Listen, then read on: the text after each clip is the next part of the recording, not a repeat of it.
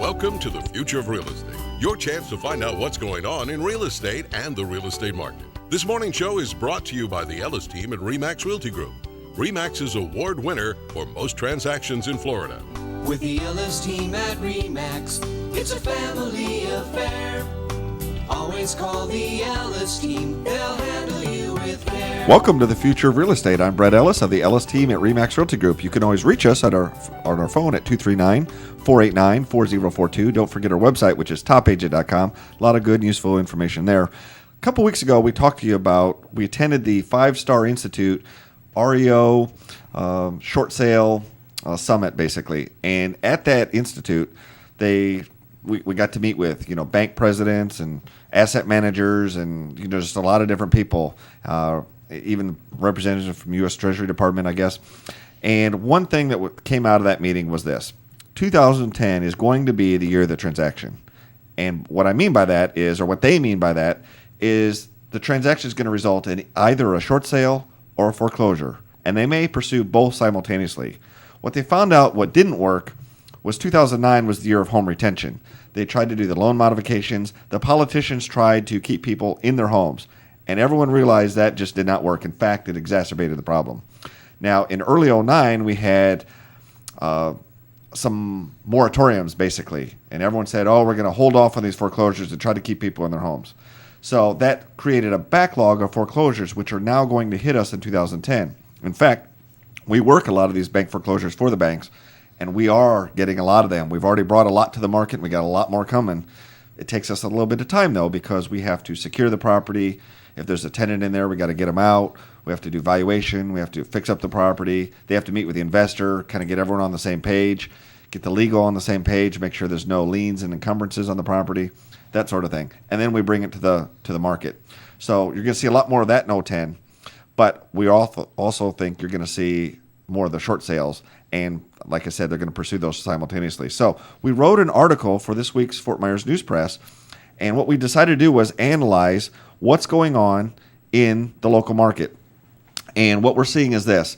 In February, we saw an uptick in short sales for both Lehigh Acres and Fort Myers. Cape Coral kind of leveled off. Now, you saw at the latter part of 2009, we saw a fall off in short sales. But we are seeing this trend up. And if the asset managers and bank presidents are correct, we should see that continue in 2010. So check back with us, because we're going to track this every month. As you can see, we have over time, and we're going to see exactly does this trend hold true. But we also think there's going to be more foreclosures. So interesting to keep in mind. Now, the total market for Lee County of distressed sales has actually gone down a little bit. Maybe next week we'll report back on that so you can kind of see the total distressed market. By that I mean foreclosures in addition to short sales together in relation to the overall market. So I want to open it up. I've got with me is my father, Mike Ellis, from the team, and then his brother's visiting from Michigan, David Ellis. Now, David, you are from kind of outside the Detroit area. Yes. That's a market, that's a hard-hit market. In fact, at this 5-Star Institute, they have a hard time getting agents that will take the property even if it's free, because a lot of people won't buy these properties even if it's free, because you got to do a lot of stuff. You got the taxes, and nobody wants them. So it's a bad market there. But how would you, you've been down here a little bit, on vacation. How would you size up Michigan versus Florida other than the weather? Well, I'm surprised there's a lot of similarities between Michigan and Florida. For example, this year the Florida weather seems like the Michigan weather. It's been so cold down here while we're here. That is true. But as far as real estate goes, there's been a lot of press about the Detroit area on any national network that you want to listen to. But what I was really surprised about was last night on the local media here that the Brookings Institute came out with a statistic that said that the unemployment rate, you lost 40,000 jobs down here, and as a percentage, that is the highest in the country, even higher than Detroit or New Orleans. Now, what is Detroit? Evidently, it is high unemployment there. It's extremely high in Detroit itself. I don't know the exact number, and a lot of the comments that you made about can't even get listings or selling for $1, that's basically Detroit City itself. The metro area is very similar to here, I would guess, without having exact figures. But It's very, very close. A lot of short sales, a lot of foreclosures.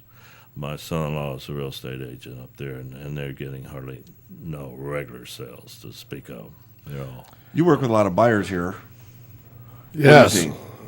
Well, I do. And one thing they're amazed about is that the pace of sales that's going on here, they come from areas maybe like Detroit where they see some similarities, but I think one of the biggest differences is the pace of sales. Now, I don't know the Detroit market that well, but it was discussed at this summit we went to. People are still coming to the warm weather. They're buying their second homes here. They're not buying second homes in Detroit, and the pace of sales here is just fantastic. And I think that's what a lot of buyers don't realize until they get here. They looked up a house on the internet 2 weeks ago. There's several of them. They get here and they're gone. Right. So it's happening. The pace of sales here right now is as high or higher than it was during the move times. I've got a voicemail I haven't shared with you that came in last night. It's a buyer who would like to buy, I think, a 3-bedroom beachfront property for $200,000 or less. She's been seeing on the national media that Florida's on sale. She's read I don't know if she's been watching our videos. I'll have to listen to the voicemail again, or Stay the Market Report or something. But she knows Florida's on sale. But sometimes there's realistic expectations and some unrealistic. I don't think we can get beachfront for $200,000 or less, though. No. And we do get a lot of people who think, hey, saw it on TV, must be true. And they want it for like $80,000.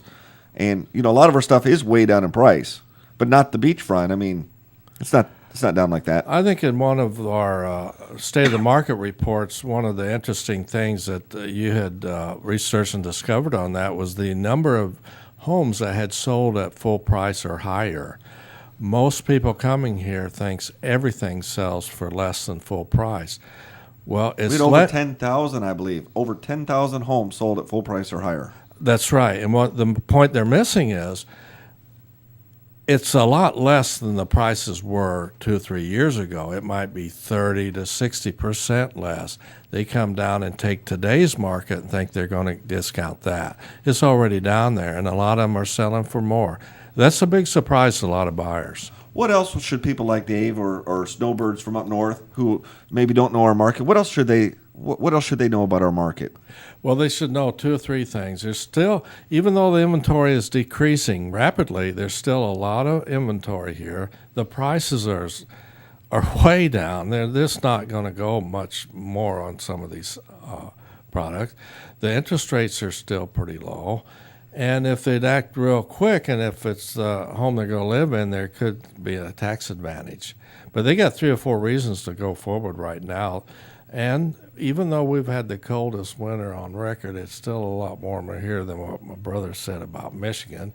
And it is a sunshine state. People are still coming here. We're going to recover much faster than Detroit will because it's still a destination place. Okay, I got a question. Speaking of recovery, which football program is going to recover quicker, Florida State or University of Michigan? Well, Michigan. You think? Yeah. See, I know there's you've got not a new head coach a few years ago. We've got one now, and I think Florida State is going to be right back up in there quicker. Well, this is our coach's 3rd year on trying to recoup, and his bringing his type players in should bring some results this year. If not, I may become a Michigan State fan. Yeah. Well, see, that's how. Well, if you're going to that's how bad it switch is. from Michigan, why don't you switch to a Florida State fan? Well, Florida State is my favorite team in Florida. There's no doubt about that. This is what I'm talking about. These snowbirds come down and they're delusional. The- They got these weird ideas that you can buy, all kind of things. So there you have it. Well, you've been watching The Future of Real Estate presented by the Ellis team at RE/MAX. If you want to get a hold of us, just remember our website, topagent.com, or you can always call us at 239-489-4042. Thanks for watching. Next week, we're going to bring you our hot properties of the week, so definitely stay tuned for that.